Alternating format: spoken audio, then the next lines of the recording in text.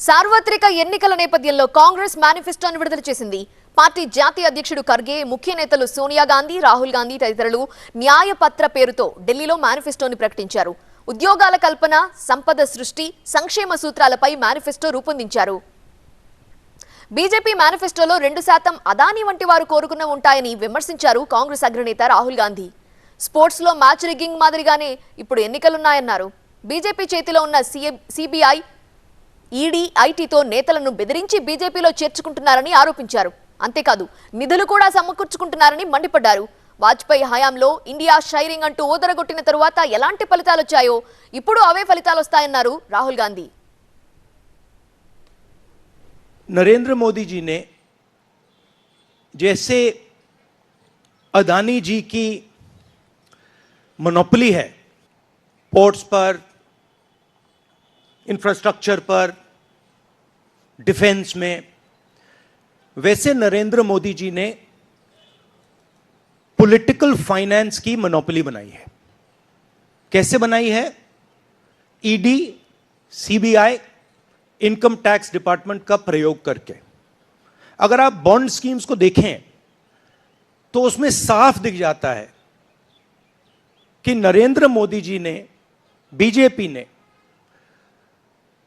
एक प्रकार से पॉलिटिकल फंडिंग एक्सटॉर्शन से, धमकी से, प्रेशर से बनाई है. ప్రస్తుతం జరిగే ఎన్నికలు ప్రజాస్వామ్యాన్ని రక్షించేవి అన్నారు రాహుల్ గాంధీ. 10 ఏళ్లలో ప్రజాస్వామ్యాన్ని మోదీ సర్కార్ కూనీ చేసిందని ఆరోపించారు ఆయన.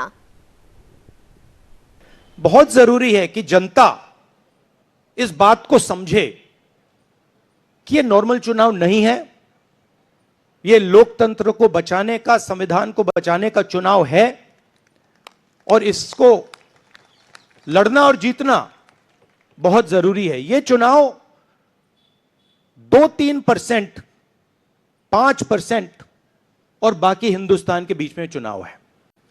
और जो बाकी हिंदुस्तान चाहता है वो इस मैनिफेस्टो में है. కాంగ్రెస్ మేనిఫెస్టో పేద ప్రజలకు అంకితం అన్నారు మల్లికార్జున ఖర్గే.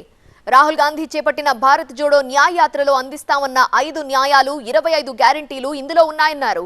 యువ న్యాయ కింద ప్రతి విద్యావంతుడికి అప్రెంటిస్ గా పనిచేసే అవకాశం కల్పిస్తామన్నారు. इन 5 पिलर्स में से 25 गारंटी निकलते हैं. युवा न्याय के तहत हर शिक्षित युवा की पहली नौकरी अप्रेंटिसशिप के साथ पक्की हो जाए, ऐसी एक गारंटी हम दे रहे हैं. और उसके लिए हम 1 लाख रुपए, उसके लिए हम एक अप्रेंटिसशिप कोर्स करने वालों को खर्च करेंगे. नारी न्याय के तहत गरीब परिवार की महिला को सालाना 1 लाख की मदद देंगे. और किसान न्याय के तहत किसानों की कर्ज माफी और एमएस की कानून की गारंटी भी हम देंगे. और श्रमिक न्याय, इसके तहत मनरेगा में भी 400 रुपये, ये न्यूनतम, कम से कम 400 रुपये मजदूरी दिया जाएगा. सामाजिक आर्थिक समानता के लिए हर व्यक्ति और हर वर्ग की गिनती या जातीय जनगणना होगी, जिससे सबको फायदा होगा.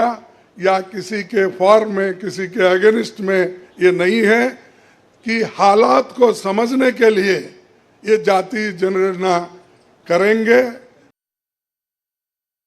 వర్కింగ్ కమిటీలో పూర్తి స్థాయిలో చర్చించి మేనిఫెస్టోను తయారు చేసినట్లు పార్టీ నేత, కమిటీ చైర్మన్ పి చిదంబరం తెలిపారు. గత 10 ఏళ్లలో అన్ని రకాల న్యాయాలు ప్రజలకు అందలేదని ఆయన విమర్శించారు. Manifesto is justice.